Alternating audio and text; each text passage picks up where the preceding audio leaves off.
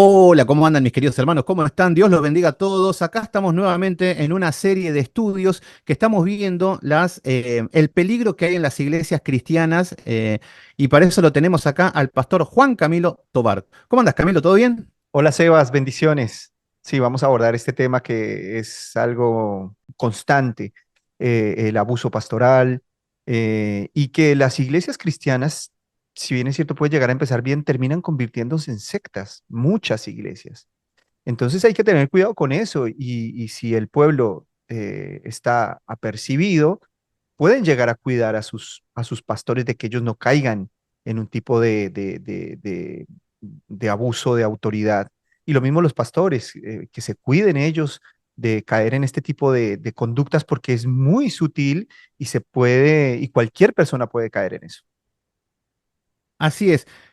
Y el tema es algo que ha traumado a muchas personas que son los pastores abusivos, personas que han quedado heridas, lastimadas, incluso que personas que se han enojado con Dios por haber caído en una falsa iglesia.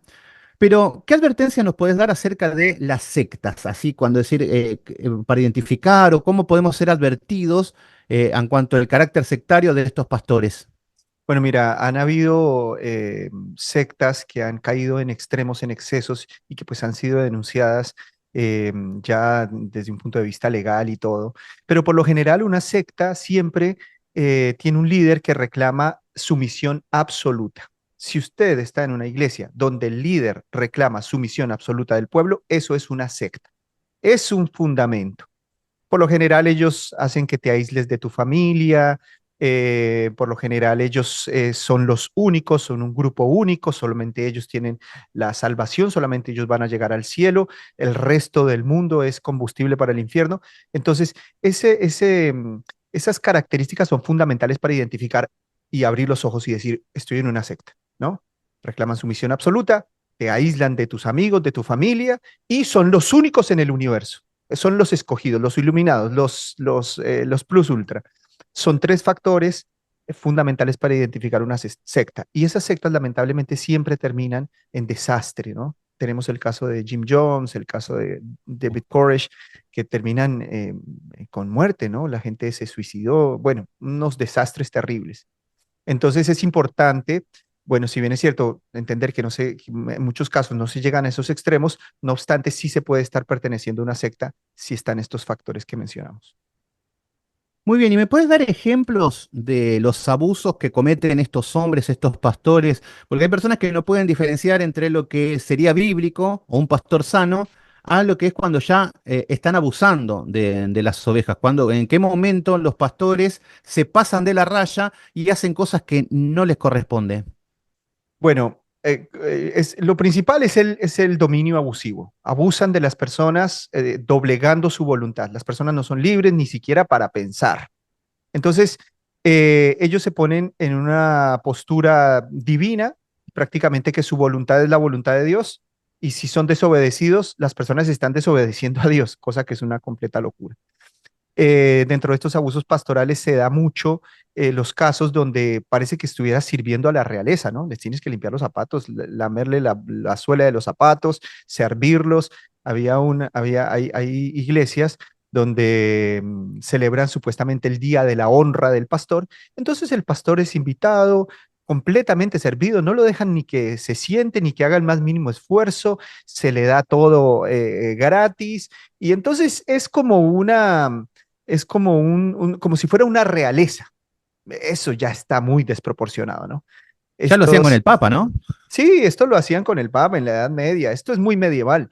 Eh, bueno, esto se da mucho dentro del evangelicalismo latinoamericano, que por lo menos yo conozco las iglesias de toda Latinoamérica y este fenómeno se da muchísimo. Mirar al líder religioso, porque ni siquiera podemos llamarle pastores, porque pastor es una palabra que no es aplicable. Son falsos líderes espirituales. Ellos demandan servicios de realeza, ¿no? Estas personas también suelen inmiscuirse, por ejemplo, en cosas muy íntimas de las personas. He conocido casos de pastores que quieren que les cuenten todas las intimidades de sus relaciones sexuales, por ejemplo, y hay como un cierto morbo. Y entonces estas cosas son muy sutiles, ¿no? Pero entonces, a través de este tipo vamos a decir, de información que ellos obtienen, después empiezan a manipular a las personas, ¿no? Como te dije, la sumisión hacia ellos es absoluta, el trabajo es un trabajo esclavo, es un trabajo explotador. No es lo mismo que nosotros vayamos a una iglesia y entre todos digamos, bueno, hay que limpiar, hay que hacer esto, hay que hacer aquello. Otra cosa es la explotación laboral, ¿no? Que eso ya lo vamos a abordar quizás un poco más adelante. Después, lo mismo de las sectas, el aislamiento familiar. Estos pastores tienen anulada completamente la crítica, nadie les puede decir nada porque decirles algo es tocar al ungido. Entonces uno tiene que aguantarse todos los errores que ellos cometan y todas las imprecisiones y todos los delirios que ellos tengan porque no se les puede criticar. Un hombre de Dios tiene, se le puede hablar, se le puede corregir, ¿no? Muchos trabajan es para su reputación, su nombre, o sea, son ególatras y tienen un grupito de aduladores, no tienen opositores. Eh, bueno, básicamente este tipo de cosas se dan mucho dentro del liderazgo abusivo. Yo te comentaba la otra vez de un caso de un supuesto pastor que las personas tenían que pedirle permiso para invitar a comer a sus familiares el domingo. Tenían que levantar el teléfono y decirle, pastor, ¿será que puedo invitar a comer a mi mamá este fin de semana? Y el pastor te decía, mira, yo estoy recibiendo ahora un mail del cielo que me dice que no. Mm. Entonces, ese tipo de absurdos, ¿no? Otro caso muy común, eh, pero que lo vi puntualmente bueno, con un caso que había que llamar al pastor a pedirle permiso si podía yo evangelizar porque yo necesitaba tener la cobertura de él.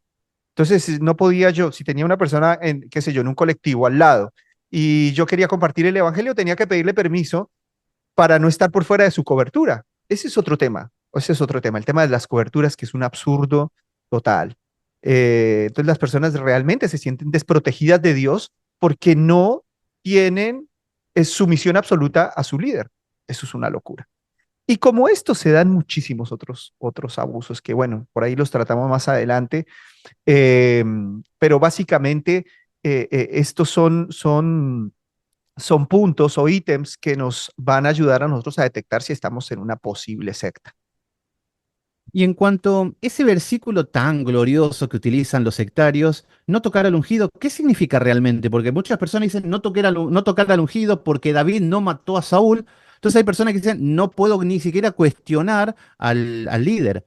Entonces, Sí, ¿pero qué significaría eso? ¿O en qué contexto se dio? mira, en el Antiguo Testamento los hombres que eran visitados por el Espíritu Santo eran exclusivos, vamos a decir. Todo el mundo recibía el Espíritu Santo en un sentido de regeneración, pero en un sentido revelacional, solo algunos, ¿no? No es lo mismo, porque en el Antiguo Testamento también está el concepto de nuevo nacimiento, que en lugar de nuevo nacimiento se conoce como la circuncisión de corazón, ¿no? O sea, la circuncisión de corazón es el equivalente al nuevo nacimiento en el Nuevo Testamento.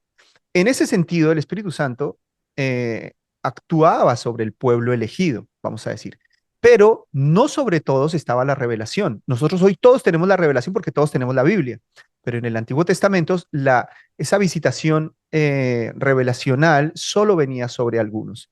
Entonces, en ese sentido, la Biblia dice, no toquen a mi ungido porque realmente él era un hombre ungido por Dios para traer verdad de Dios. Pero esto ya hoy no es una realidad en nuestra actualidad, porque nosotros ya sabemos que el ungido es Jesucristo, a Él es al que no hay que tocar y que la revelación está completa porque tenemos a las escrituras. Entonces, cualquier líder religioso puede soportar la crítica porque entendemos que bueno, ya hoy todos somos hermanos, hoy todos tenemos al Espíritu Santo. Entonces, esto es completamente inaplicable a la actualidad, ese tema de no tocar al ungido. Es más, esto es una manipulación para poder salirse con la suya y no ser objetados No. o no ser criticados.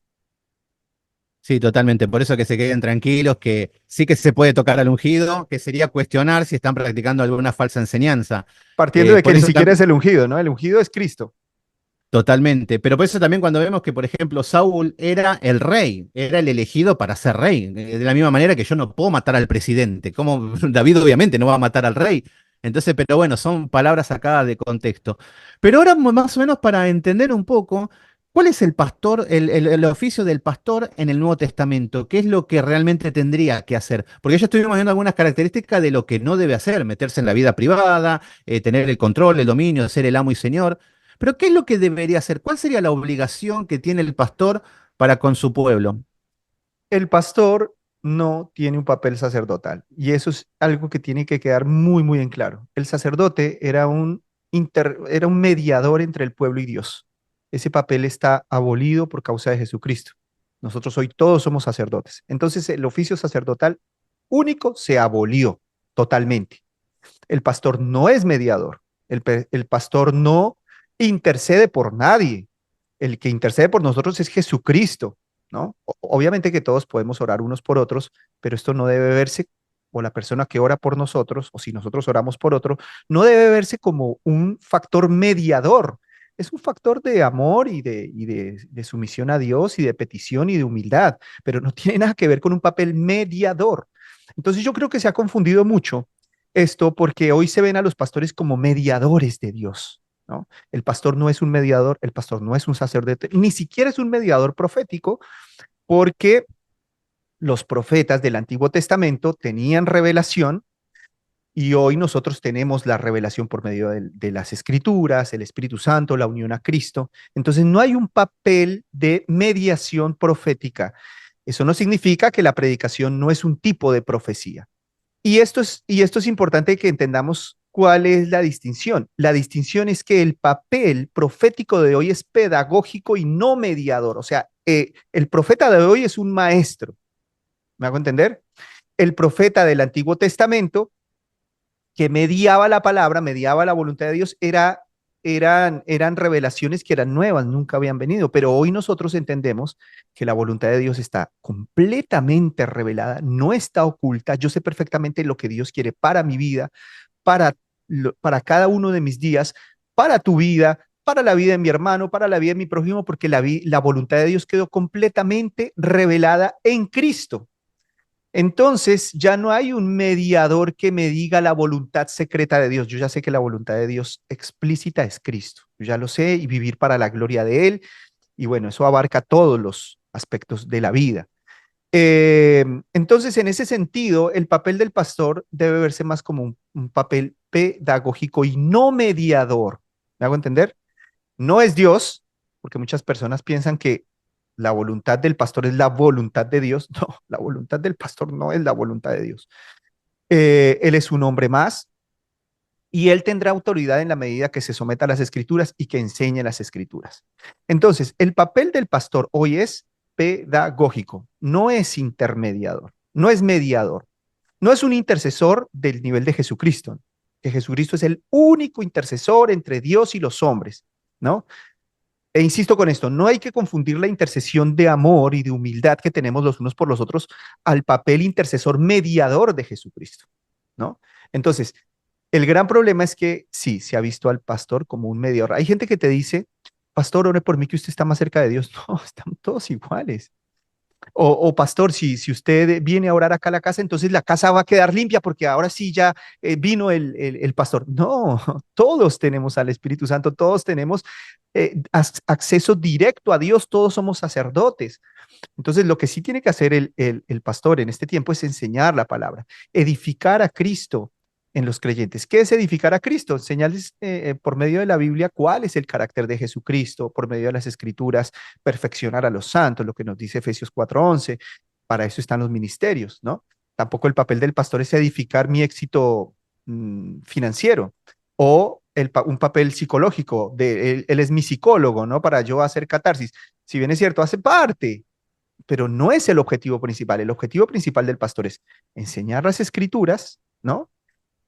Edificar con las escrituras a los hermanos, llevándolos a la estatura de Cristo, que ese es nuestro propósito final, y, eh, y ¿cómo se llama? Y bueno, esto es el papel de perfeccionar a los santos, ¿no? Es un vigilante espiritual con respecto a que cuida de las falsas doctrinas, ¿no? Entonces el pastor tiene una vara, un callado, y con el callado enseña las escrituras, ese es el papel del pastor, con las escrituras, llevar a las personas a Cristo, como dije, y corregir las falsas filosofías, las filosofías humanas, los mandamientos de hombre, las doctrinas de error, las herejías.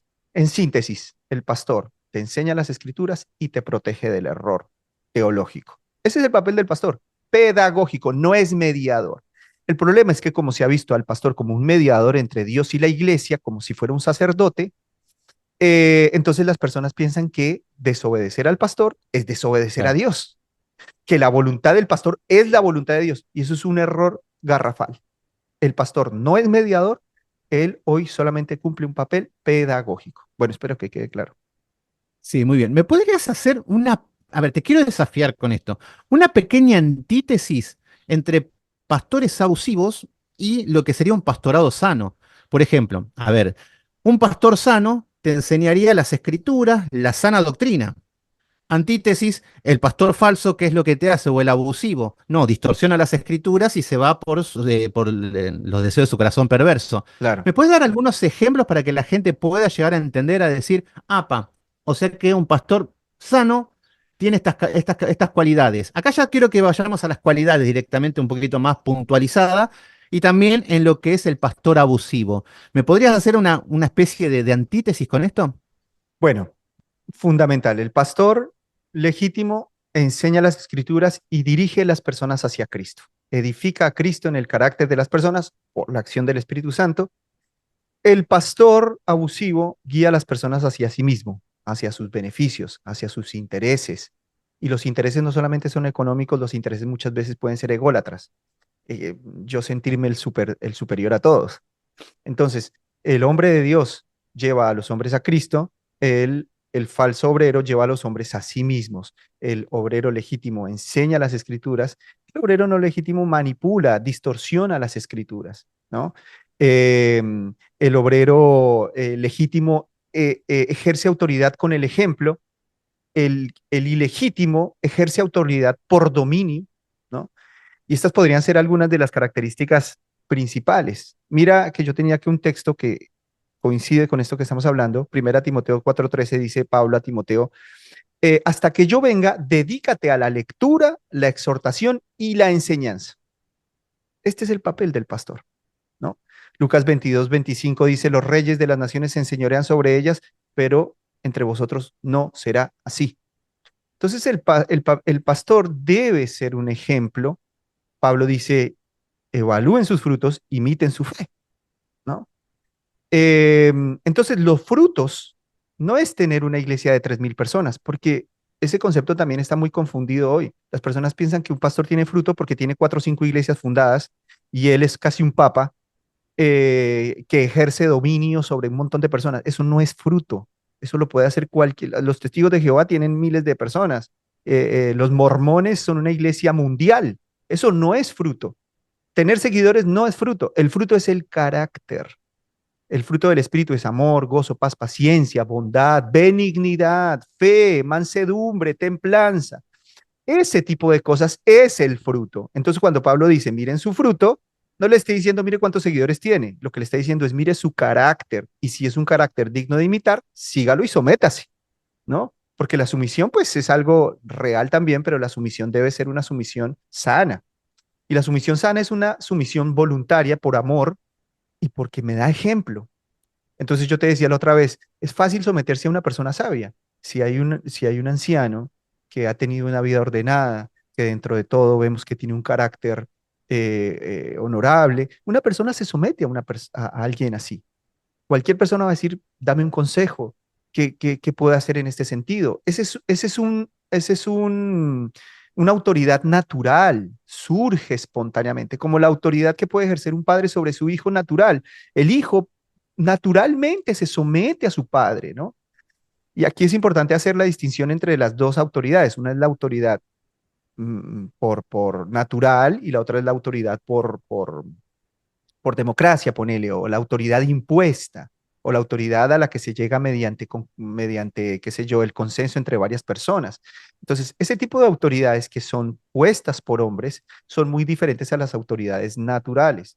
Entonces, como te dije, un hijo se somete naturalmente a su padre, Una esposa se somete naturalmente a su esposo y una persona cualquiera se somete naturalmente a un sabio, ¿no? Entonces, el liderazgo debe darse en ese marco, en el marco del ejemplo, de la sabiduría, no de la coerción, el dominio, la manipulación y con supuestos frutos que no tienen nada que ver con el fruto que realmente la Biblia nos muestra, ¿no? Entonces, yo pienso que fundamentalmente esto, evaluar el carácter de la persona, la Biblia dice, por su fruto los conoceréis. No vamos a pedir perfección, porque nadie es perfecto, pero uno tiene que ver, si tienes al Espíritu Santo, tú vas a discernir quién es de Dios. No te estoy diciendo, como dije, que debe ser perfecto, pero debe ser alguien de Dios. Eh, entonces, bueno, yo creo que en ese sentido podemos establecer la diferencia entre un pastor legítimo y un pastor no legítimo. Mira, no sé si te enteraste que hace poco había una noticia de que había una persona que vivía en Tucumán y que había matado a una persona jugando al fútbol, no sé qué había hecho, era un asesino, y se escapó para Buenos Aires. Bueno, ¿qué es lo que hizo en Buenos Aires? Se abrió una iglesia, era el pastor. Ah, Dos bueno. años después lo metieron preso y se lo llevaron. Ahora, la pregunta sería para los hermanos que no caigan en cosas similares, ¿cuáles son los requisitos para que un pastor sea sano, según las escrituras? Bueno, ahí tenemos que ir a Timoteo, ¿no? Primera Timoteo 2, donde se dice que el hombre de Dios debe ser marido de una sola mujer, debe corregir con mansedumbre. No es un pastor legítimo, no anula la oposición. Un pastor legítimo escucha a la oposición.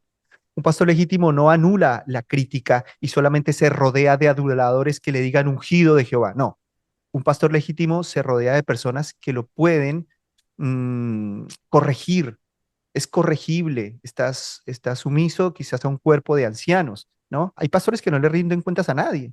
Y rendir cuentas es una protección para nosotros como seres humanos, porque como seres humanos somos falibles, fallamos, erramos, y de alguna manera la rendición de cuentas nos cuida a nosotros mismos, ¿no es cierto? Entonces, esos pastores que anulan completamente la crítica, la oposición, eso es una señal de un pastorado enfermo, eso no es un pastorado.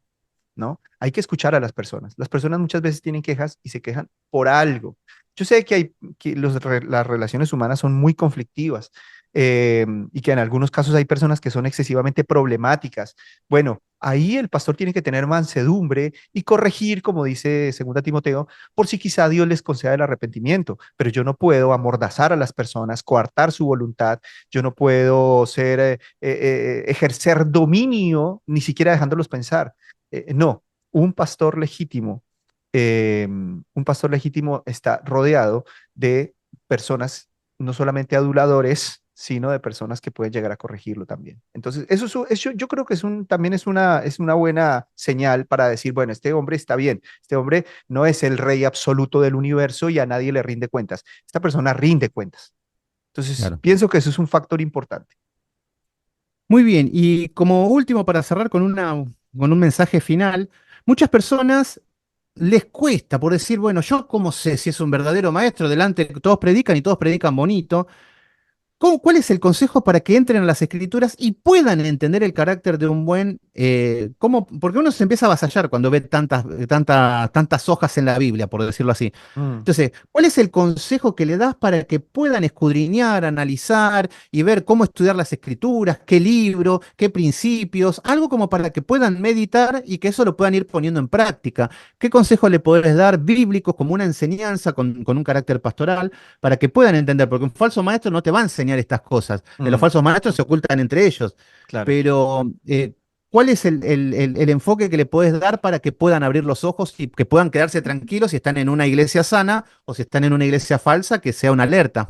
Sí, bueno, las personas que son hijos de Dios tienen al Espíritu Santo. El Espíritu Santo los guía a toda la verdad. Entonces, confiar en Dios, orar a la hora de decir, bueno, a la hora de tomar decisiones, pedir que sea Dios mismo el que soberanamente nos esté guiando, leer las escrituras. Es muy bueno, por ejemplo, leer las epístolas pastorales, todas las cartas que Pablo le escribe a Timoteo. Puntualmente lo que habíamos mencionado ahora, segunda Timoteo capítulo 2, donde se nos dice que el siervo del Señor no debe ser contencioso, sino amable para con todos, apto para enseñar. Mira, acá lo tengo. Eh, apto para enseñar, sufrido, que con mansedumbre corrija a los que se oponen, o sea, tiene oposición, por si quizá Dios les conceda que se arrepientan para conocer la verdad y escapen del lazo del diablo en que están cautivos a voluntad de él. Entonces, leer la Biblia, orar, depender del Espíritu Santo, analizar las características de un pastor sano, no alguien perfecto, pero analizar estas características que están en las Escrituras nos van a hacer saber si estamos en un lugar correcto o no. Otra cosa que es muy importante es que el pastor, el líder, no puede ser un neófito. Mm, Que esto es un problema en Latinoamérica porque hoy en día el pastorado no se evalúa mediante el fruto o la capacitación que tengan las escrituras, sino que si alguien tiene un carácter, qué sé yo, afable, tiene un carácter atrayente, tiene un carácter seductor, quizás tiene un buen uso de la palabra o tiene una personalidad carismática y eso lo hace pues atractivo a una comunidad, entonces O tú echarle ganas solamente. es pastor, o echarle ganas, es pastor, ¿no? Pero eso no solamente hace a un pastor pastor. Es importante, como dice el apóstol Pablo, inspirado por el Espíritu Santo, que el hombre de Dios no sea un neófito. Y Pablo le dice a Timoteo, esto que yo te digo, encárgalo a hombres fieles, idóneos, que sean capaces de enseñar a otros.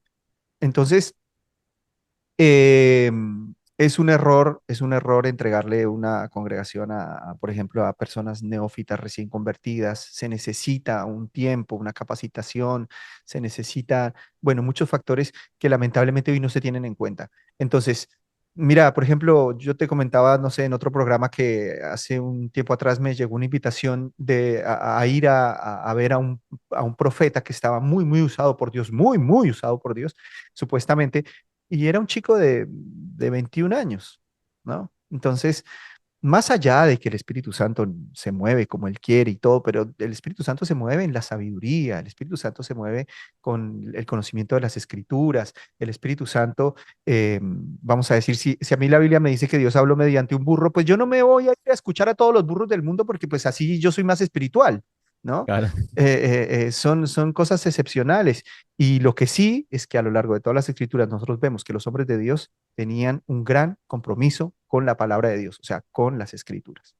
Entonces, estos factores pueden ser de ayuda para los hermanos, pero pues sobre todo la guía del Espíritu Santo, ¿no? Y la guía por medio de las escrituras. Entender que las maldiciones pastorales no existen. Hay gente que le tiene miedo a las maldiciones pastorales. Salirse de la cobertura es, uy, Dios mío, me van a caer las plagas de Egipto y los juicios de Apocalipsis si el pastor me maldice. No, las maldiciones pastorales no funcionan.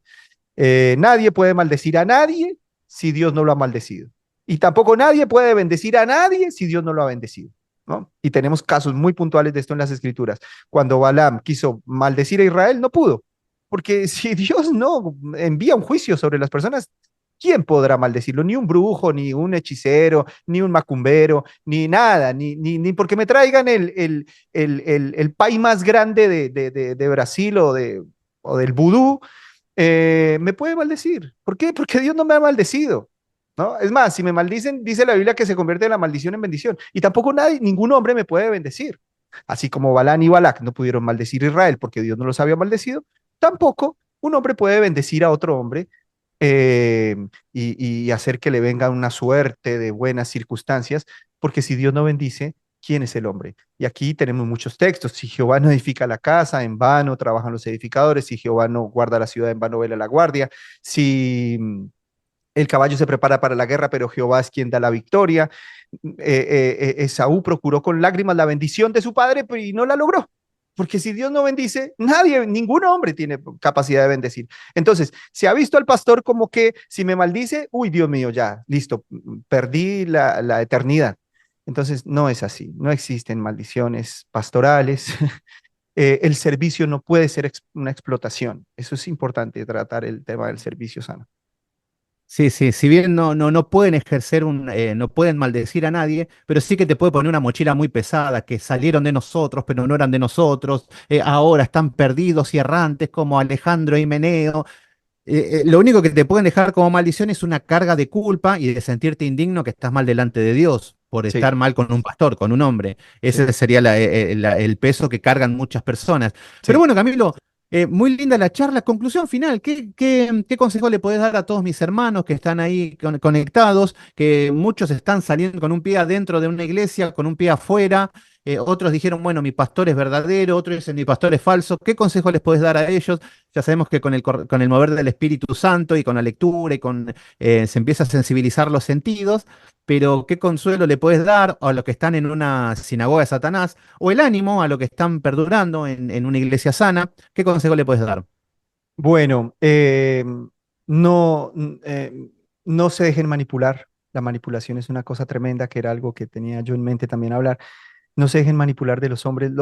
La manipulación básicamente es usar eh, factores deshonestos para conseguir mis propósitos. Por ejemplo, usar la culpa para que me vengan a limpiar la iglesia, ¿no? Una cosa es, como yo dije, el servicio comunitario, vamos a ir a limpiar la iglesia entre todos los hermanos, porque tenemos un propósito en común, el templo es un lugar común, y entonces vamos a servir a Dios en esto. Otra cosa es que me tengas que venir a la casa a lavarme la ropa interior, eso es otra cosa, ¿no? El servicio comunitario, hacerlo con amor, también podemos servir, obviamente, a los líderes, a los pastores que son legítimos en algún evento extraordinario, pero no, no el trabajo esclavo, no el servicio de realeza, no la sumisión absoluta, no la mansedumbre que más sería tipo que me convierto en un borrego. No tener que promover su iglesia como si fuera una empresa y que la tengo que sacar adelante porque él me manipula con un cargo, ¿no? Entonces, si tú no haces determinadas cosas, yo no te doy el cargo, porque por lo general la manipulación se da en cuadros donde hay, no hay simetría en el poder. O sea, yo ejerzo un poder y uso ese poder para manipular a las personas. Y las manipulo con la culpa, con las amenazas. Bueno, a ver si yo tengo acá que hay un sinnúmero de factores, por ejemplo, que yo había puesto. Mira, mienten y distorsionan la verdad, utilizan la culpa y la vergüenza, hacen falsas promesas o engañosas, se aprovechan de la vulnerabilidad o debilidad de las personas, controlan información y recursos, utilizan la intimidación y la agresión pública. Claro, todo el mundo tiene miedo a la vergüenza, entonces como tiene el microfonito, este se puede mandar cualquiera y entonces a mí me tiene dominado por ese tema, ¿no? Ojo con eso, ¿no? Pastores que exponen a las personas así en público y claro, eso genera un terror sobre la gente que no quieren pasar vergüenza, entonces ellos para no sufrir esa humillación terminan siendo los lamebotas, como dicen acá en Argentina. O si no Eh, diezman, o si no ofrendan si también, no los diezman, exponen. es terrible, ¿no? Expuestos y claro, buscan es el beneficio propio. No hay un beneficio en común, no hay una causa en común con la que querramos trabajar, sino que en realidad estamos trabajando para una empresa que parece ser iglesia, pero esa empresa solamente está para el lucro de una familia. eh, y cómo se llama, y entonces ellos le dicen que es la visión, y si no sirves a la visión, aquí no hay ninguna visión. Acá el único propósito es predicar el evangelio a todas las naciones y no hay ninguna visión rara, ¿no? Eh, entonces, tener en cuenta eso, porque a través de estas cosas, estos falsos líderes crean como una dependencia, eso también hace el manipulador, genera una dependencia de las personas, de sus súbditos, y en esa dependencia, pues él los mueve a a su antojo, ¿no? Juegan con las emociones. Entonces, para esto, consejos, tener los límites claros, verificar la información como los debería. Miren qué es lo que dicen las escrituras. No tomen decisiones bajo presión. Busquen apoyo en otras personas, en otros pastores. Eh, es importante esto. Mira que a mí hay muchas personas que me llaman y, por ejemplo, me piden consejos. Yo le digo, mira, a mí me parece que deberías hacer esto, deberías hacer aquello, pero no te quedes solo con lo que yo te digo, porque no soy omnisciente. Acá el único omnisciente es Dios. Yo le digo, pregúntale a dos o tres pastores más. Siempre les digo eso, ¿no? No le digo, imagínate uno decirle a las hojas, no, yo te voy a mostrar ahora la voluntad de Dios. Dios me reveló que te tienes que casar con fulano y así arreglan matrimonios y así arreglan un montón de cosas que a ellos les convienen. Entonces, no, pregunta. En el caso de los jóvenes, pregunta a tus padres. ¿Qué dicen tus padres? ¿Tus padres están de acuerdo? Independientemente si son o no creyentes, los padres siempre buscan el bienestar de sus hijos. Pregúntale a otro pastor. ¿Qué dicen las personas que te aman? Ve y pregúntale, pídele consejos a las personas que realmente te aman, ¿no?